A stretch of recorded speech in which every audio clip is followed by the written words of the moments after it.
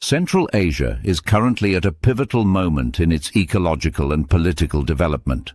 Climate change, increasing water scarcity, and unresolved issues from the Soviet era are transforming relationships across the region.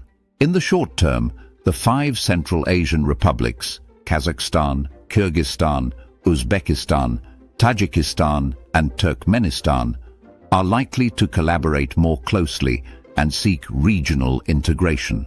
But over the long term, the risk of water conflicts, especially over transboundary rivers, is expected to rise significantly as environmental stress intensifies and institutions are slow to respond. Water is not just any commodity, it is the basis of all life. And when that foundation disappears, there are only 2 outcomes: death or violence. Central Asia is one of the most water-scarce regions in the world. The region's 2 main rivers, the Amu Darya and Syrdarya, are already under immense pressure due to shrinking glaciers in the Tian Shan and Pamir mountains, inefficient agricultural practices, and the rising demand of a growing population. Satellite images and long-term measurements show that the glaciers feeding these rivers have lost up to 70% of their volume since the 1960s. Forecasts suggest that water availability will continue to decline as global temperatures rise.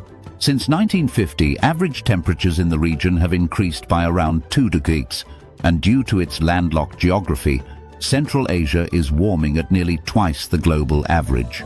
By 2050, water flow could decline by 5% in the Syrdarya and up to 15% in the Amu Darya, further worsening already fragile ecosystems.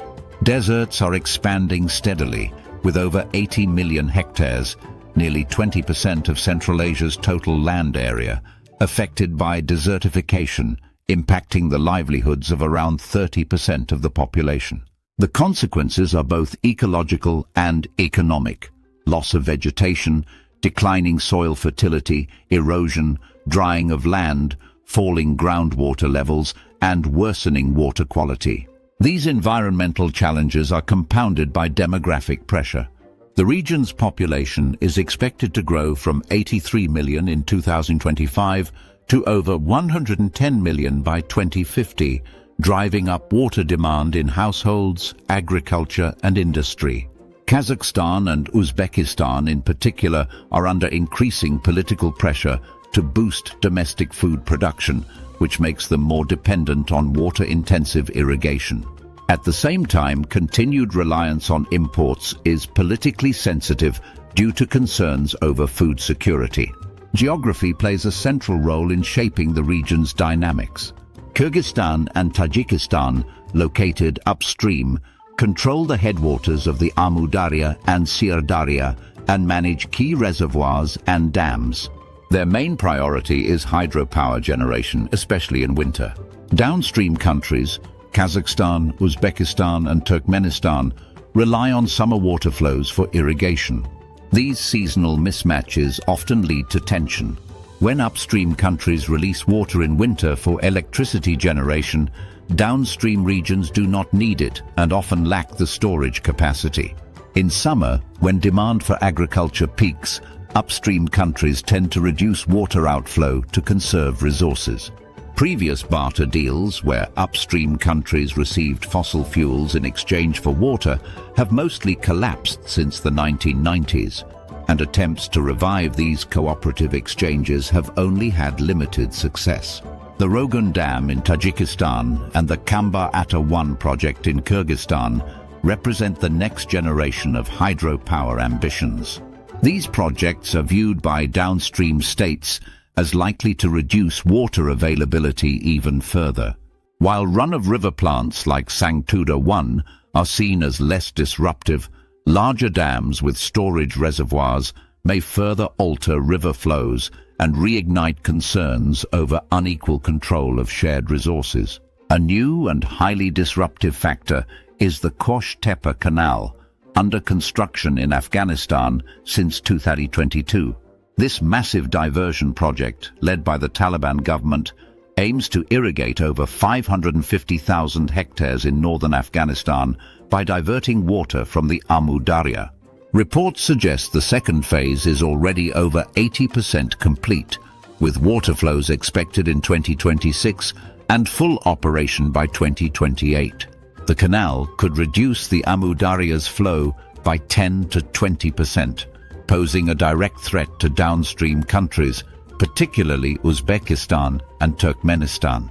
Experts have criticized the canal's design for not meeting modern engineering and efficiency standards, potentially causing major water losses due to evaporation and leakage.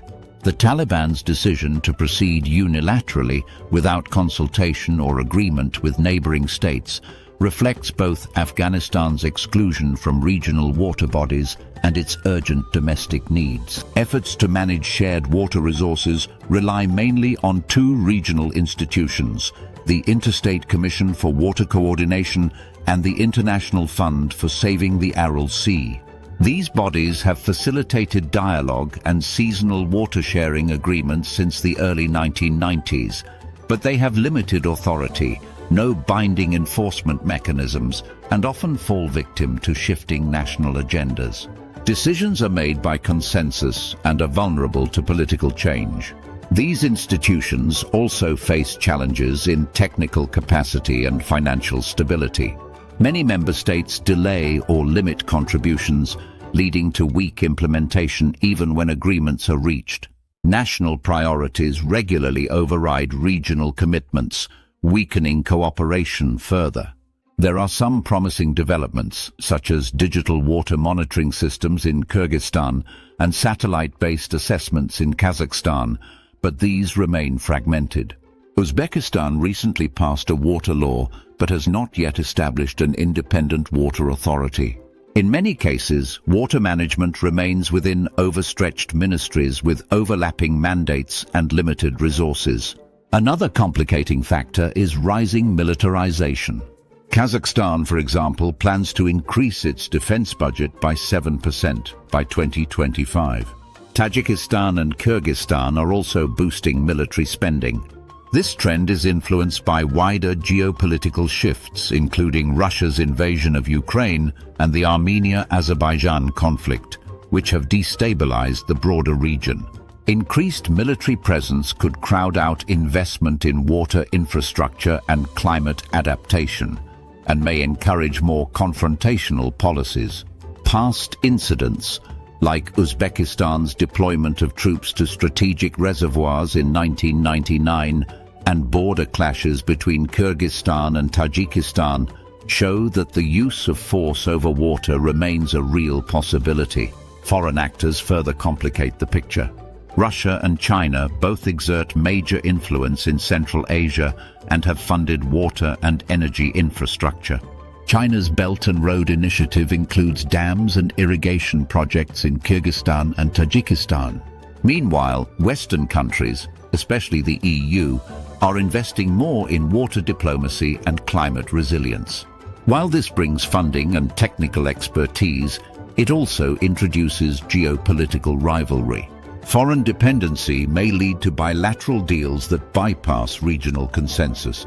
For instance, if China supports dam building upstream without consulting downstream stakeholders, it could deepen mistrust. Western-backed projects often focus on environmental restoration, such as efforts to preserve parts of the Aral Sea, but struggle with long-term sustainability, as large-scale irrigation and hydropower projects continue to take priority over smaller-scale conservation efforts. There are still opportunities to build a cooperative and resilient future. Recent diplomatic breakthroughs, such as agreements between Uzbekistan, Kyrgyzstan and Tajikistan, have reduced the likelihood of violent conflict. Climate-focused platforms like the Dushanbe Water Process and the Green Central Asia Initiative provide space for integrated planning and shared investment. But the underlying environmental trends, glacier melt, shrinking rivers, expanding deserts, are accelerating. In the 2030s and 2040s, the region could face severe water shortages, triggering mass unrest, economic decline, and even armed conflict. According to the World Bank, without investment in climate adaptation, the region could suffer GDP losses of up to 4% by 2050. To attract meaningful international investment and avoid future instability, Central Asian states must show real political commitment. This includes updating legal frameworks, modernizing infrastructure, improving enforcement, and increasing transparency. Without such reforms, the water crisis will only worsen, and hopes for peace and prosperity will continue to fade. Water is not just a resource, it is the foundation of life, and it must not be used as a political toy.